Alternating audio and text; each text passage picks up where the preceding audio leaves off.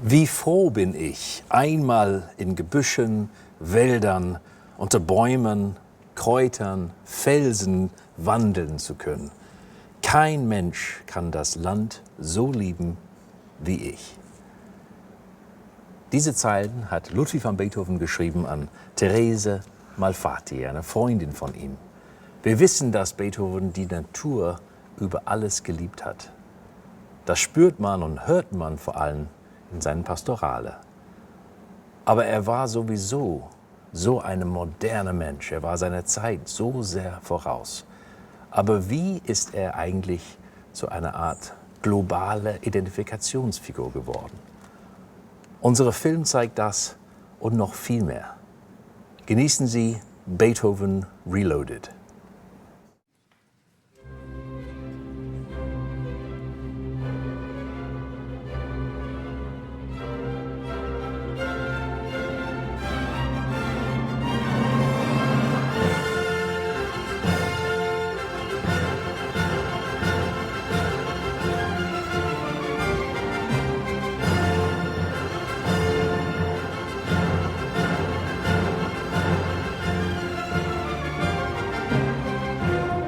Er sagt, alle Menschen werden Brüder, wo dein sanfter Flügel weilt. Wirklich alle Menschen.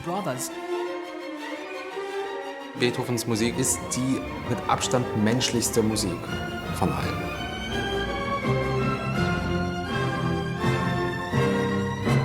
Und das Revolutionäre, das ist bei ihm hörbar. Diese Sprunghaftigkeit und dieses Fokussieren auf eine bestimmte Sache.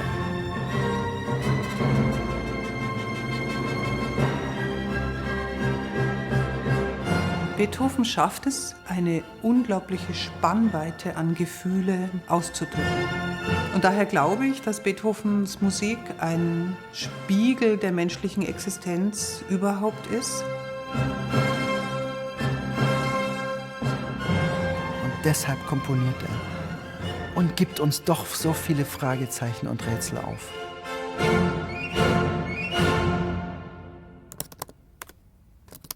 Beethoven.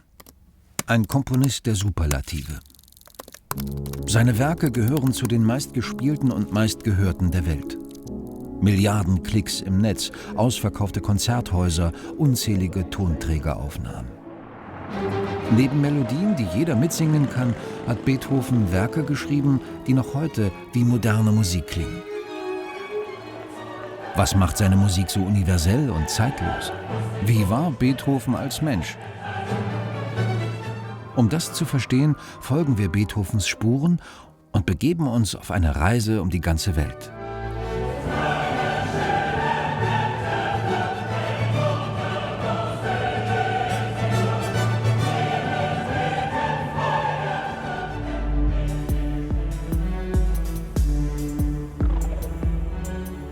In Japan wird Beethoven wie ein Popstar verehrt. Hier hören 20% der Menschen regelmäßig Klassik. In Europa sind es gerade einmal 5%. Die Klassikbegeisterung der Japaner spiegelt auch der größte Plattenladen Tokios wider.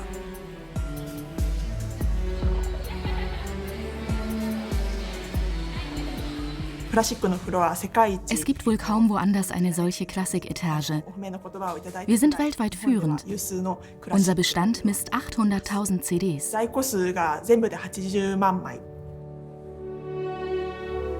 Auch in Japan boomen Streaming-Dienste. Aber die Lieblingsalben sollen nach wie vor im Regal stehen. Tatsächlich verkauft kaum ein Land der Welt heute noch so viele CDs wie Japan. Das liegt vielleicht auch daran, dass die CD selbst hier Anfang der 80er Jahre von Sony entwickelt wurde und die Musikwelt revolutionierte. Und auch dabei spielt Beethoven eine zentrale Rolle. Die Legende geht, dass die Frau des damaligen Sony-Chefs sich gewünscht hat, dass es endlich einen Tonträger gibt, der sie dazu befähigt, Beethovens Neunte vollständig zu hören, ohne die Seite der Schallplatte zu wechseln. Und so kam Sony dazu, ein Produkt zu entwickeln, was vor allem in der klassischen Musik damals durchschlagenden Erfolg gefeiert hat. Und nun war Furtwänglers Aufnahme damals, auf die sie eben so scharf war, 74 Minuten lang. Und die Legende geht, dass die 74 Minuten, die die CD lange als Maximaleinspielungszeit hatte, darauf zurückgeht.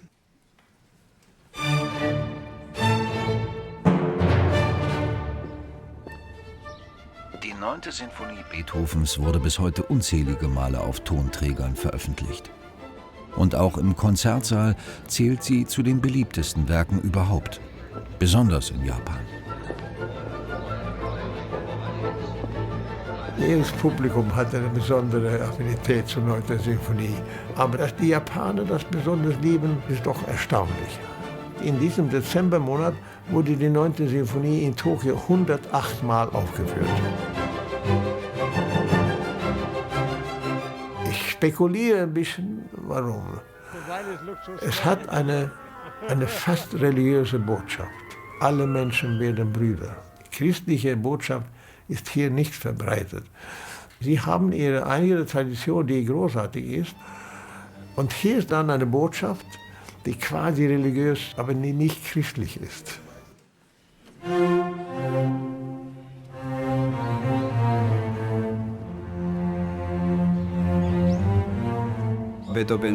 Für Japaner geht es bei Beethovens Musik auch um spirituelle Aspekte menschlicher Emotionen wie Freude oder Ärger.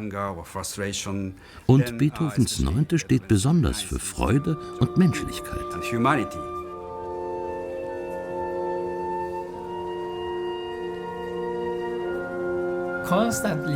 Wir erleben ständig Erdbeben und Wirbelstürme. Alle 50 bis 100 Jahre gibt es einen Großbrand. Unsere Häuser sind aus Holz und Papier. Ein Feuer zerstört das alles. Deswegen sind Japaner wohl weniger materialistisch, aber dafür spiritueller.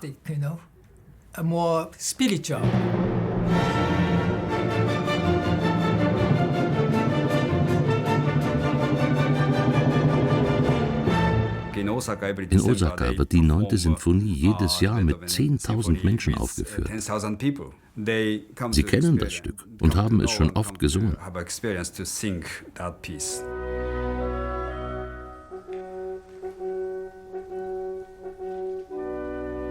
Man sieht eine Masse Menschen, die eine ganze Stunde nur sitzen und plötzlich fangen sie an zu singen.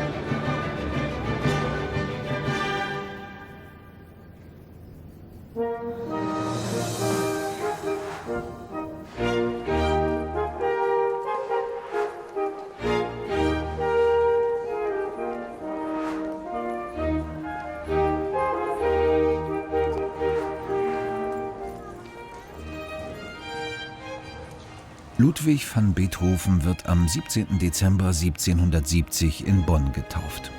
Das genaue Geburtsdatum ist nicht bekannt. Sein Vater, selbst Musiker, ist ehrgeizig und erteilt ihm einen strengen Musikunterricht. Im Alter von 7 Jahren tritt Beethoven zum ersten Mal öffentlich als klavierspielendes Wunderkind auf. Über die Frage, ob Beethoven eine glückliche Kindheit hatte, streiten die Biografen. Viele sind der Meinung, naja, der Vater war ein bisschen streng, aber letztlich hat es doch was genützt. Was einen nicht umbringt, macht einen hart, und Beethoven ist ein großer Komponist geworden. Was Biografen leicht übersehen ist, das von vielen Zeitgenossen belegt ist, er wurde schwer misshandelt, schon von frühester Kindheit an. Der Vater war ein Choleriker, er war gewalttätig und alkoholsüchtig. So ein Kind steht unter einem wahnsinnigen Druck. Und ein Ventil dieses Drucks waren später gewaltige Wutausbrüche, die typisch wurden für Beethoven. Aber es gab auch ein musikalisches Ventil, und zwar die Improvisation.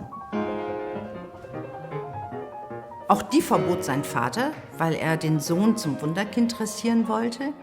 Aber im Teenageralter widerfuhr Beethoven ein Glücksfall. Es gab eine Familie in Bonn, deren Kindern er Klavierunterricht erteilen sollte. In dieser Familie fand er plötzlich Zuspruch auch für seine Improvisationen. Man liebte ihn dafür, man forderte ihn sogar auf, berühmte Persönlichkeiten musikalisch zu porträtieren. Das heißt, alles, was ihm zu Hause verboten war, wurde plötzlich sein Plus.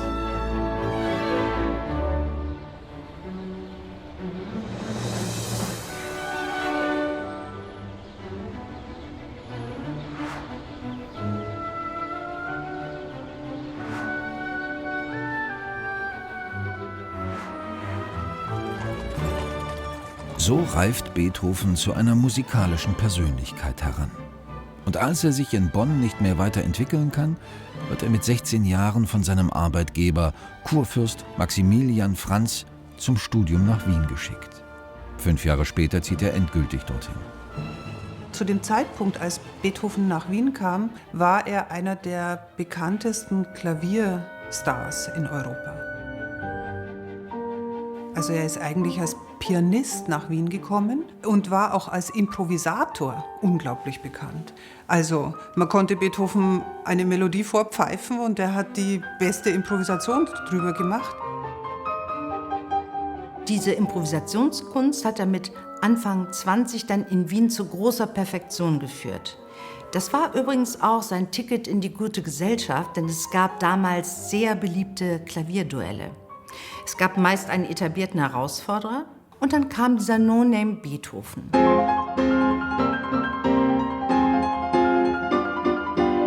Heute würde man sagen, er hat sie alle von der Bühne gefegt. Denn wie er improvisierte, das gab es vorher noch nicht.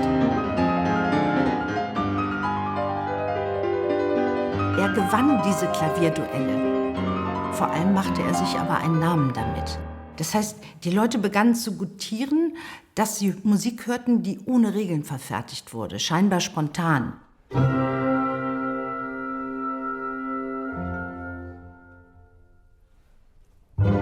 Aber Beethoven macht sich auch schon als Komponist einen Namen. In seiner ersten Schaffensphase in Wien schreibt er bereits 15 von 32 Klaviersonaten und 2 seiner 9 Sinfonien. Auch seine Kompositionen sind von Anfang an anders. Also man kann es vielleicht an einem Beispiel ganz gut klar machen, wie sehr für Beethoven gleich am Beginn seines symphonischen Werks die Ausnahme anstatt. Also wie hat bisher ein Stück begonnen? Bisher hat ein Stück begonnen mit oder mit oder mit oder mit, aber nicht so. Das war damals eine Dissonanz. Und so geht er in seinen symphonischen Kosmos rein. Mit einer Ausnahme, mit eigentlich einer Dissonanz, mit etwas, was sich die damalige Zeit gewünscht hat, dass es sich bitte auflösen möge. Nein, wenn das toll gespielt ist übrigens auch, dann ist das so unerhört und so frisch wie am heutigen Tag.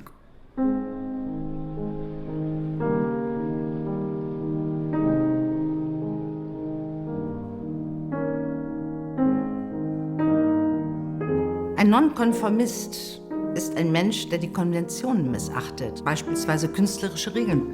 Beethoven hat Regeln gekannt und bewusst gebrochen. Er nahm sich das heraus, weil er sich selber als ein Künstler betrachtete, im Gegensatz zu seinen älteren Komponistenkollegen. Die nannten sich noch Tonsetzer und betonten damit ihr ausgefeiltes Handwerk. Beethoven lehnte diesen Begriff ab. Er sagte, ich bin ein Tonkünstler. Das heißt, er hat sich selber einen intellektuellen und künstlerischen Wert verliehen, den man zu seiner Zeit Komponisten gar nicht zugestand.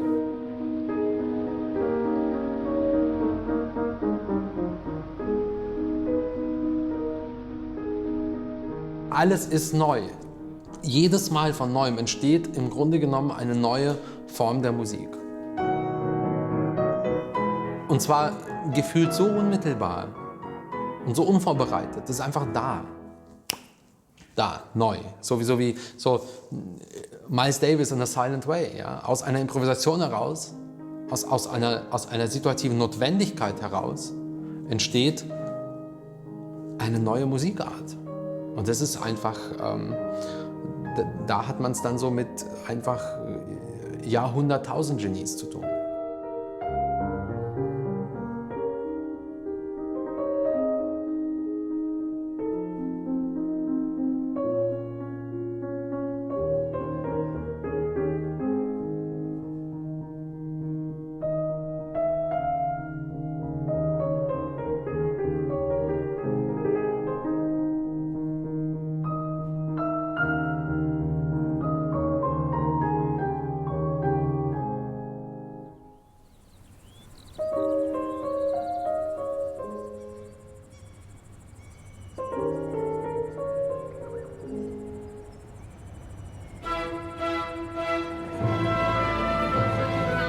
Kapstadt. Bis zum südlichsten Punkt Afrikas beeinflusst Beethoven das Leben der Menschen. Der Regisseur Kobie van Rensburg und der Tenor Siyabonga Makungu haben für ihre Arbeit mit dem Kinderchor der Stiftung Unkulu Lieder von Beethoven ausgesucht. In Südafrika, mein Heimatland, freue ich mich sehr, mit einer Organisation in die Townships zu arbeiten, wo wir glauben, dass Musik tatsächlich Leben verändern könnte. Und Kulu glaubt, dass Musiktheater in seinem breitesten Sinne, Oper, richtig die Möglichkeit haben, eine Veränderung in die Leben von Leuten zu machen.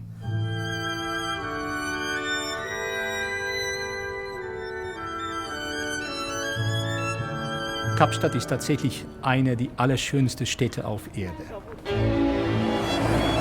Aber die Townships und die Umgebung um Kapstadt herum ist von Gewalt geplagt, Gewalt gegen Frauen, Gewalt gegen Kinder. Und in dieser Umgebung singen unsere jungen Chorsänger mit Siyabonga zusammen. Und da, finde ich, ist Beethoven wunderbar, weil das so zugänglich ist. Warum singen wir Musik, die für 200 Jahre komponiert worden sind? Die Emotionen, die in dieser Musik behandelt werden, sind genau dieselben Emotionen, die Menschen heute noch haben.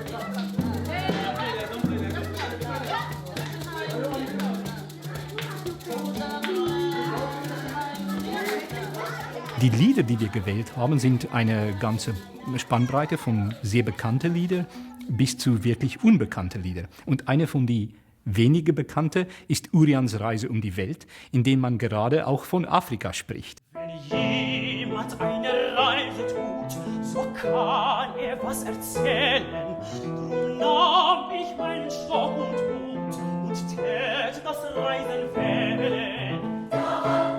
Urian hat die Kontinente bereist und viele neue Dinge entdeckt. Und am Ende erkennt er, dass alle Menschen auf der Erde gleich sind.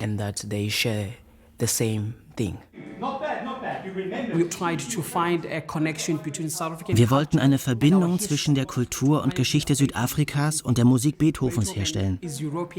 Beethoven ist zwar Europäer und Deutscher, aber seine Musik berührt alle.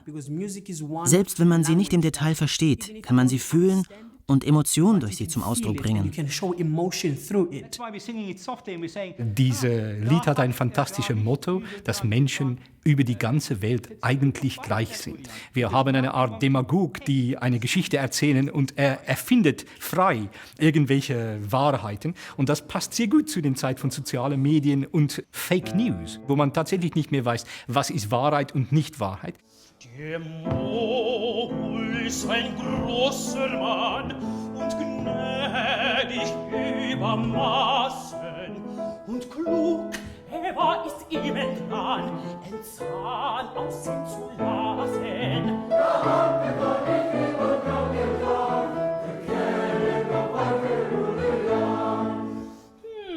Dacht ich, der hat Zellpein bei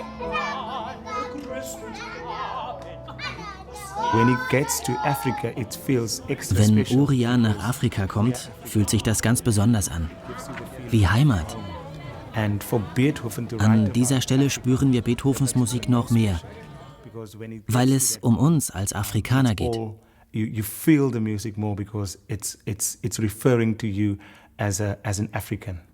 Nach Java und nach Oterheit und Afrika nicht minder und sah bei der Gelegenheit wie Städte und Menschenkinder.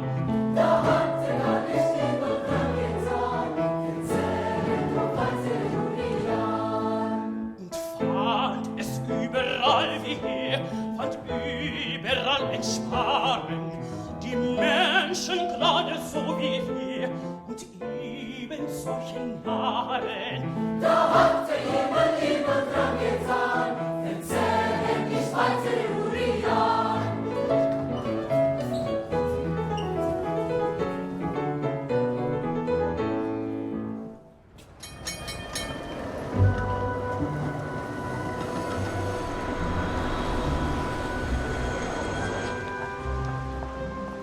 So unverwechselbar wie der Mensch Beethoven ist auch seine Musik. Er hat eine Klangwelt geschaffen, die auf der ganzen Welt verstanden wird. Nur wenige Komponisten regen die Fantasie der Zuhörer so nachhaltig an, noch weniger werden so sehr zur Kultfigur stilisiert. Ein Bild, das Beethoven selbst maßgeblich geprägt hat, ob bewusst oder einfach aufgrund seines Charakters.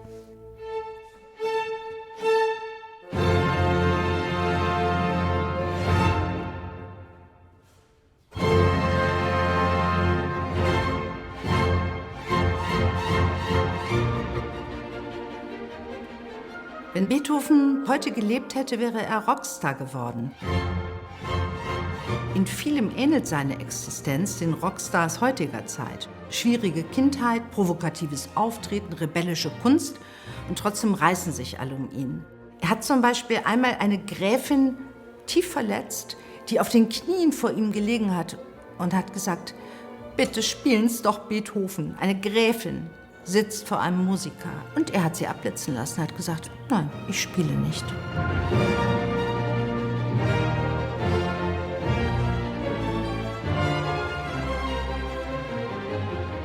Wir haben Nachweise, dass es hin und wieder zu solchen Begebenheiten gekommen ist. Es ist aber andererseits so, dass wir auch unglaublich viele Zeugnisse dafür haben, wie aufmerksam, wie umgänglich, wie empathisch er mit den ihm umgebenden Menschen war.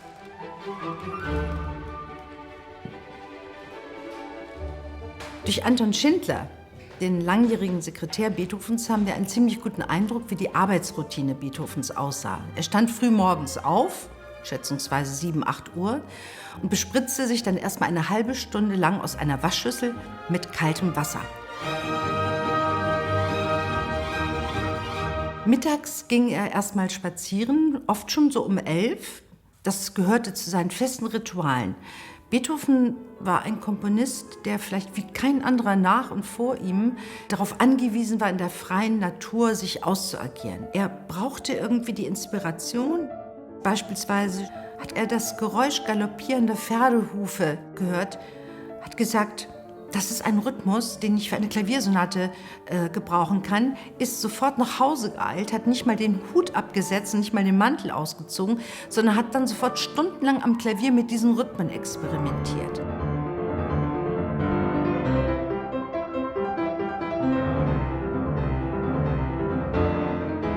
Er hat dann nachmittags wieder komponiert und abends ging er mit Vorzug ins Wirtshaus.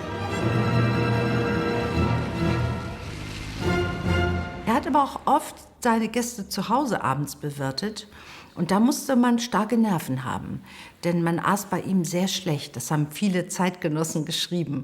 Die Suppe war wässrig, das Fleisch zäh und eines seiner Lieblingsgerichte war eine Brotsuppe, in die er sich 12 rohe Eier rührte.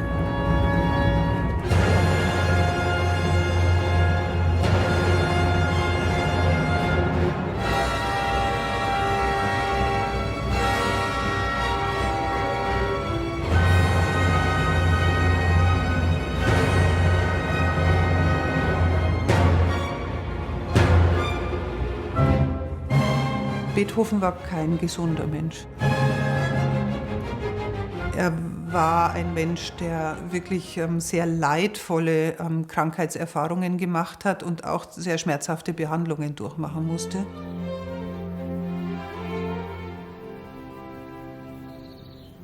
Teplice, heute in der Tschechischen Republik, damals berühmter Kurort der Donaumonarchie. Wagner, Chopin, Goethe und auch der Adel haben hier Urlaub gemacht. Beethoven erhofft sich Linderung seiner zahlreichen Beschwerden. Dazu zählen Leberzirrhose, gestörte Darmfunktionen, Bauchtyphus, Innenohrentzündungen und Taubheit. Das ist das Wasser, was die Menschen schon hunderte Jahre nach Teplice bringt und hat auch Beethoven nach Teplice gebracht. In seiner Zeit sprudelten hier herum insgesamt 12 Quellen. Man hat sich in dem Wasser gebadet und selbst Beethoven hat auch jeden Tag 2 Liter von dem Mineralwasser getrunken.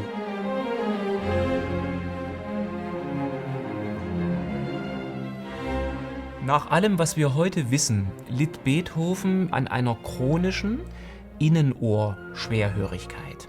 Das ging weiter bis zu einer letztlich vollständigen Ertaubung.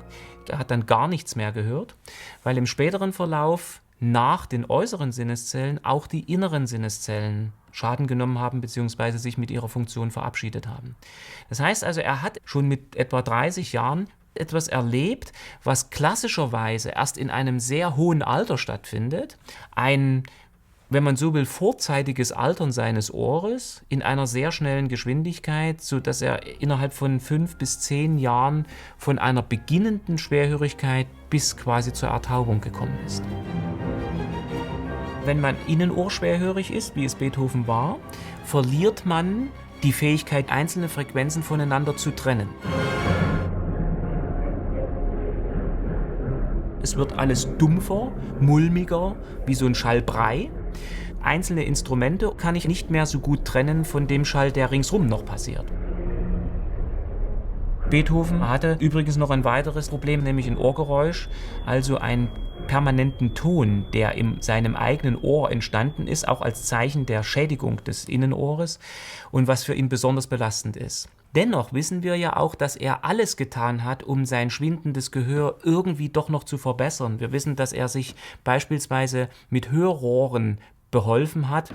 Das sind Dinge, die ähnlich aussahen wie dieses auch schon antiquarische Teil. Letztlich ist das wie eine Art Schalltrichter, der den Schall auffängt und weiterleitet. Man kann das also quasi dann ins Ohr einsetzen und hört tatsächlich lauter.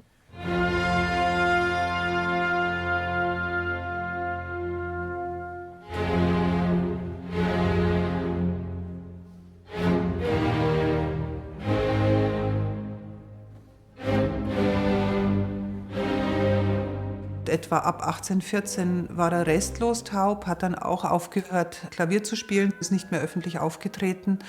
Und das Wichtige dabei ist zu wissen, dass viele seiner genialen Werke erst entstanden sind, nachdem er vollends taub war.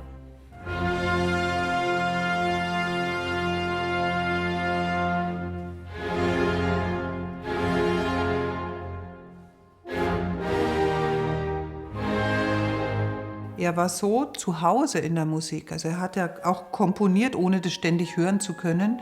Er hat, wie wir Texte schreiben, ohne dass wir die uns ständig vorlesen lassen, hat er eben Musik geschrieben. Und das innere Gehör war so stark entwickelt, dass es für ihn sicher kein Hinderungsgrund war, taub zu sein.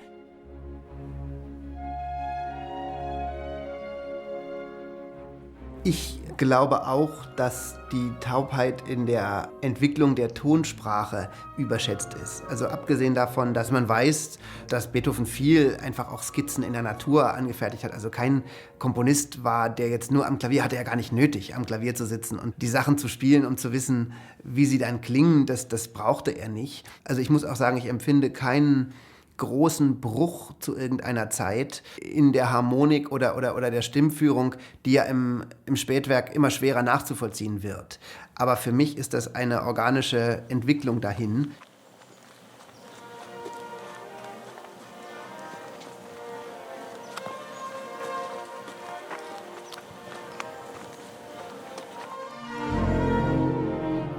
Beethovens Liebe zur Natur ist durch zahlreiche Anekdoten von Zeitgenossen überliefert. In seinem Werk schlägt sich das eindrücklich nieder, vor allem in der 6. Sinfonie, der sogenannten Pastorale.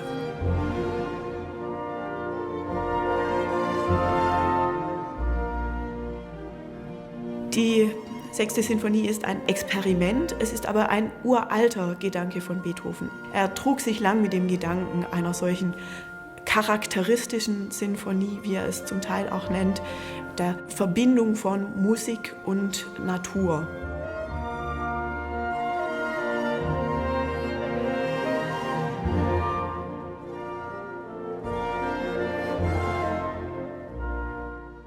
In den Stimmen der Natur schwingt ebenso wie in den Stimmen von Musik die Stimme des Göttlichen mit. Auch das lässt sich nachvollziehen. Beethoven hat sehr viele naturphilosophische, religionsphilosophische Schriften gelesen mit Bleistift in der Hand, hat sich Anstreichungen gemacht, aus denen hervorgeht, dass genau diese Gedanken ihn begeistert haben. Diese Vorstellung, ein erhabenes Erlebnis in der Natur oder ein erhabenes Erlebnis durch Musik, dass mit Dank an ein höheres Wesen verbunden ist, von dem all dieses kommt, von dem die Musik kommt und von dem auch das, was wir in der Natur erleben, kommt, wo all dieses wurzelt und seinen Ursprung hat. Ja, jeder hört es, obwohl es gar nicht klingt.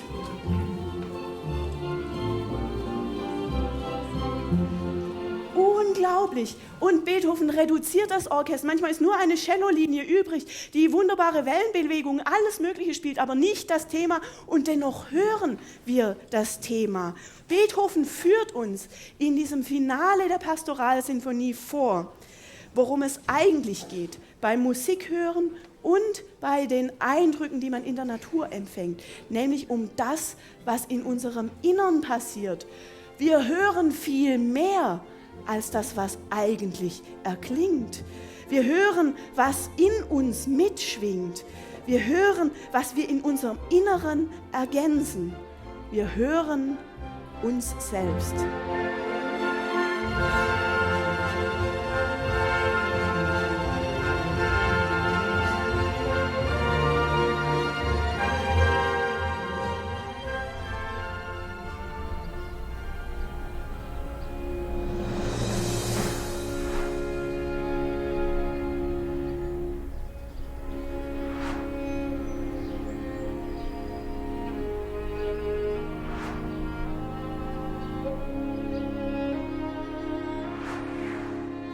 Beethovens Erkrankungen hinterlassen tiefe Spuren.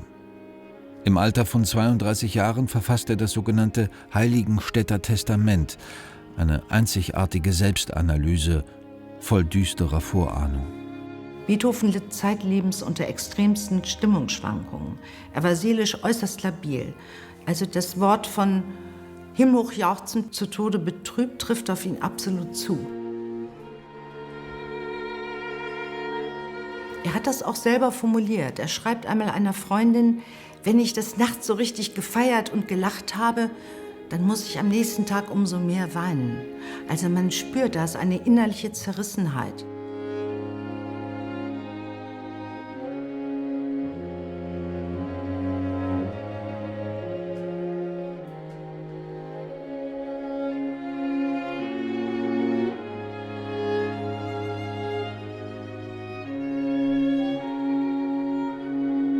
Das Heiligenstädter Testament ist eines der bewegendsten, eines der ehrlichsten, offensten Dokumente, die Beethoven persönlich hinterlassen hat. Er verfasst ein Testament, adressiert es an seine beiden Brüder. Allerdings der erste Satz dieses Testaments lautet: O ihr Menschen. Es ist also gleichzeitig eine Botschaft an die Menschheit.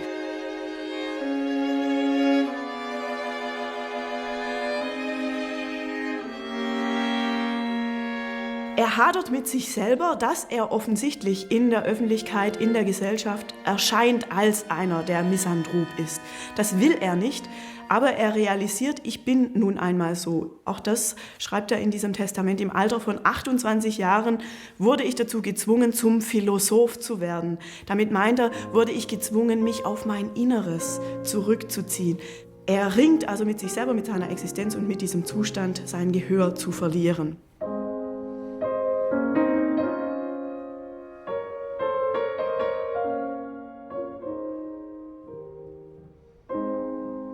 Er realisiert auch, unter anderem bei diesem Aufenthalt in Heiligenstadt, dass er die Naturlaute nur noch beschränkt wahrnimmt, dass er Hirten zwar auf ihrer Flöte spielen sieht, aber die Töne nicht wahrnimmt, dass ihm vieles entgeht. Er bemerkt selber, dass sein eigener Zustand sowohl für ihn als auch für seine Mitmenschen schwierig wird.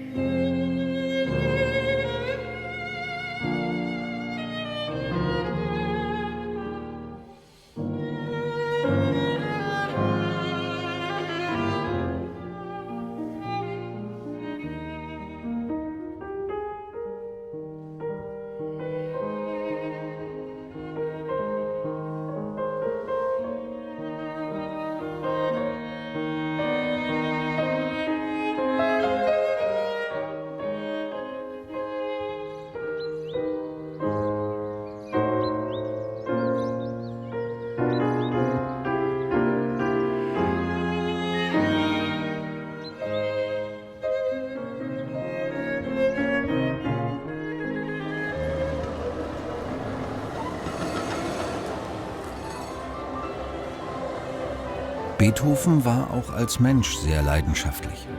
Zahlreiche Liebschaften werden ihm nachgesagt.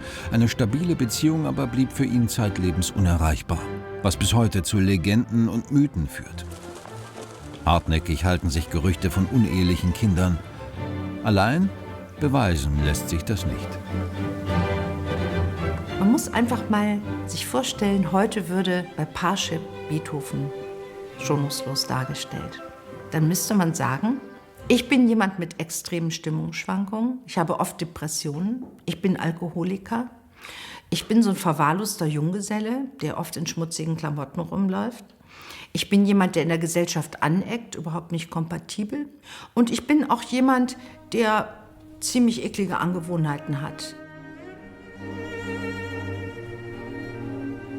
Beethoven hat mehrfach Heiratsanträge unterbreitet, doch er hatte einen fatalen Liebescode. Er kam in eine Familie von Stand, er unterrichtete die hübsche Tochter. Man hat ihn wie ein Freund der Familie aufgenommen, dann hat er diese Liebe offengelegt, will heiraten und von Stund an ist er persona non grata. Das wiederholt sich ganz oft.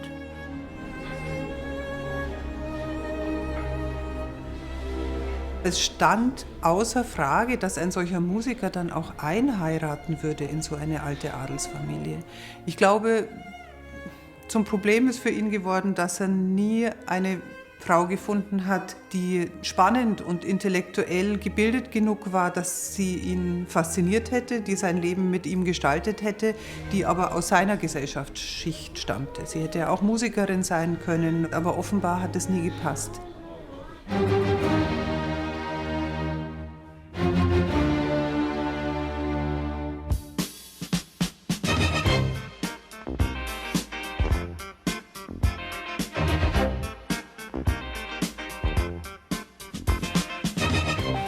Lissabon, die Hauptstadt Portugals. Hier beendet das Gustav Mahler Jugendorchester seine Europatournee. Auf dem Programm steht Beethovens 3. Sinfonie, die Eroica. Ein Schlüsselwerk des Komponisten, das bis heute nicht an Faszination eingebüßt hat. Für das Orchester wie für den Dirigenten Herbert Blomstedt. Good evening. Guten Abend. Und herzlich willkommen am Ende der Welt.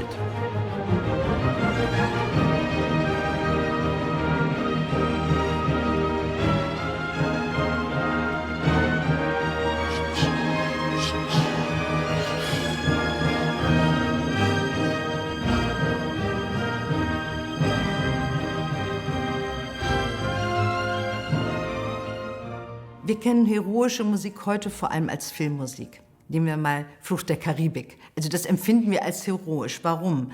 Die französische Revolutionsmusik von Napoleons Gnaden machte es vor. Es gab 2 Leitlinien, den Éclat triomphal und den Éclat d'horreur, also Schrecken und Grandiosität. Und das wurde mit pathetischen Instrumentierungen illustriert. Das wurde mit pompösen, großen Stücken ausgelebt, in denen im Grunde das Pathos einer Melodie den Zuhörer erheben sollte. Man sollte sich identifizieren mit der Musik und damit auch mit Napoleons Republik.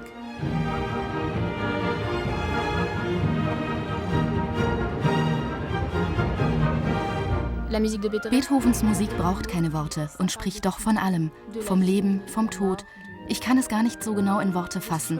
Die Musik sagt einfach alles aus. Es ist wie eine Mischung aus Genie und Wahnsinn.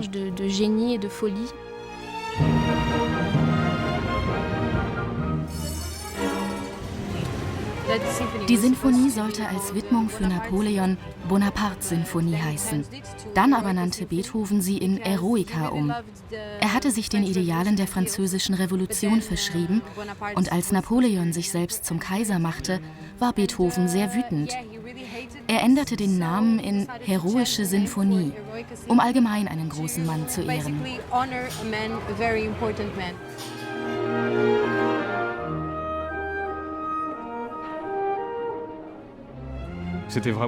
Ich denke, das Werk ist tatsächlich der Französischen Revolution gewidmet. Es feiert die Idee, dass das Volk der Souverän ist. Das Heroische hört man in der ganzen Sinfonie.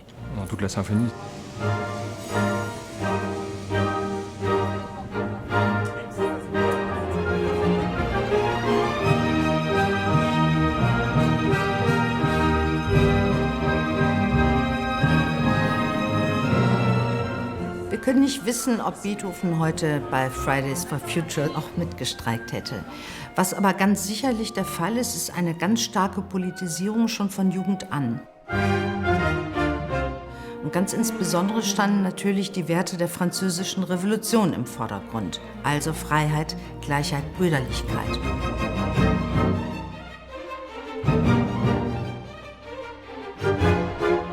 Ästhetisch gesehen ist die Eroica dann wirklich ein Paukenschlag. Sie ist die längste Symphonie, die bis dato geschrieben worden war. Sie überfordert den Zuhörer. Es gibt Dissonanzen, es gibt eine ungeheure Komplexität der motivischen Entwicklung.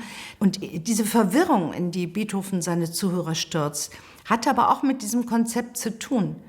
Er wollte nicht mehr den zerstreuten Konsumenten.